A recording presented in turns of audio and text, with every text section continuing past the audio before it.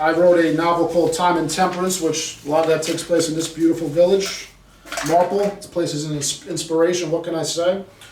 I've read 3 books about this Miss Lee character. This is the second one. I don't have the first one because I'm unprepared, and you know, it's on backlog in America to get it published and sent over, so forgive me for not having Time and Temperance on me. But this is a passage from, this is the first book of the trilogy. There's Time and Temperance, Miss Colburn and Colebrookdale, and then Sycamore Grove, which is coming next week. And it's just one crazy story with sci-fi, romance, Victorian stuff, if you're into that type of thing. Anyways, enough rambling. Here we go. This is from Time and Temperance. And for those who are privy to Marple, you'll recognize this scene. As I passed Romilly, the skies cleared into an azure blue, and then the sun bathed the footpath in warmth. The sound of drizzling rain against the foliage-filled trees was replaced by the chirps of birds. The nasty thoughts in my head were subdued by the whistling of the River Goyt, which meandered down the ridge. The mills, woodlands, and farms all went by in a blur until I came to a 200-year-old aqueduct that provided a picturesque view of the hills, woods, and river below.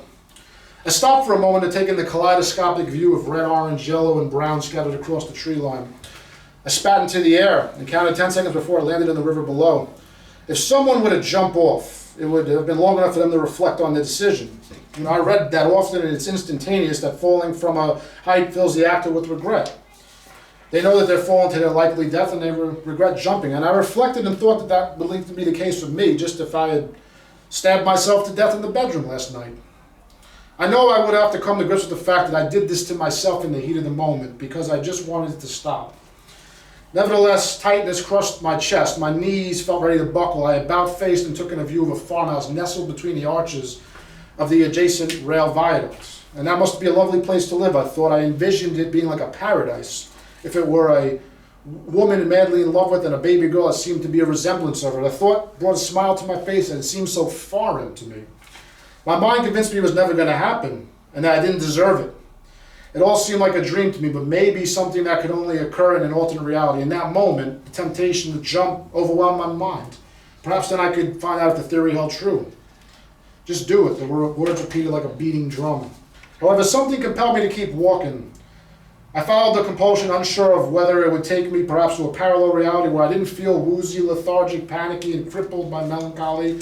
And just outside the town of Marple, there we are, I came to an empty bench that sat across from a rolly glass clearing.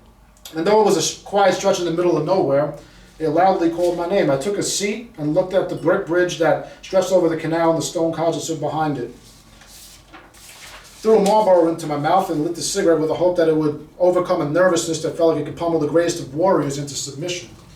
And then the feelings returned, and I'd walked so far and had no idea how I was going to get back home. Not that I cared, though. My eyes fled from the rolling lime green hill in front of me toward the water, searching for the serenity in between the windblown ripples as the geese glided atop the water in no particular formation, circumnavigating the autumn-colored leaves that fell into the canal. See, the dark clouds, the chilling wind, and the intermittent rain that pursued me most of that day seemed to be a distant memory. And even if my mind did not match the sunny conditions, my head throbbed as the vertigo filled me, and I started to faint. I plucked some pages out from the Tenet of Wildfowl Hall, and reflected how I respected Gilbert Markham and his passion for Helen Graham. You know, I longed to be in such a situation, to declare my love and have a passion that was unrelenting, if only.